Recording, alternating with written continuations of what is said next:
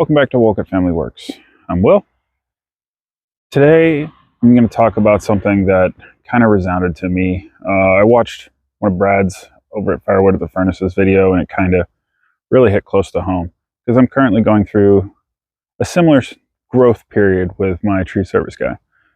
And with that, Sean, buddy, this video is for you. So about 6 months ago, I started working with a tree service, local guy, same situation. Started to get some logs from him. Seemed good. Didn't get any calls. Slow turnover. That's sort of an indication. So in Brad's video, he was talking about number one, do your research. That is where I failed. I didn't really realize that despite the fact that their website looks amazing and this and that, they don't do a lot of work. That's just me. Also, received very large trunk wood from the base. Not the worst thing in the world. It's usable, but it does require a lot of effort to get where you need it. So continuing to grow and attempting to grow that relationship with them kind of stopped. Now, got linked up with another local tree service, Sean, and that's when things started to get better. I started to receive a lot more influx of raw material and really started to get things rolling in a positive manner, to the point of where we move into number two of what Brad discussed, sell yourself. And that is in discussions with Sean, and this started to get a lot of wood. Sure, there's some red oak in here that I procured from a property I can cut, but started to get more loads of wood. Continuing our discussions through it, and we kind of talked and realized what I would like the most and how it might help him with reducing cutting of the material down to this size versus receiving it in log form. So that moves on to number three, with it not always being sunshine and rainbows. That falls into the first tree service I worked with, and getting some of the stuff that isn't exactly what I'm looking for, not having a problem with it. Being happy that you received any wood. Number one, for me, is being happy to have a backlog of firewood, well, of raw material to split into firewood. Now, got a bunch. Good things. And continuing to grow. Sean started to inquire about what species I was really looking for.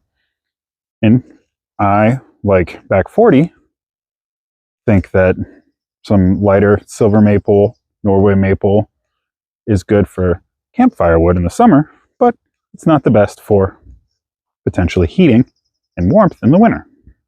Now, I don't live in the coldest location, but it does get cold in Pennsylvania. Then I started getting ash from Sean after our discussions. Super thankful for it. Very thankful for it because it's prime heating, quick turnover from the firewood side, and continuing, we grew, and now I get logs.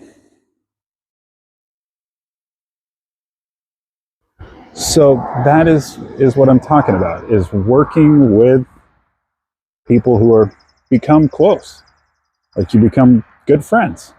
Like Brad was talking about going out to dinner with his tree service guy. Me and Sean haven't gotten that far yet, but potentially it's in the future. And helping them out. Like, I'm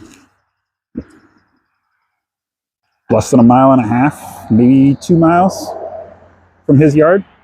So when he does work, he comes by, swings in, pulls in my driveway, dumps the material, and that's off. And that's really where I kind of think that stems across 3 different categories that Brad was talking about. Be reliable, like being willing to take some of the not exactly what you're working for and take it in stride. Like just be happy to getting some sort of firewood. Promote their business. I haven't had the opportunity, number 6 that Brad was talking about, I haven't had the opportunity to go out to one of Sean's job sites.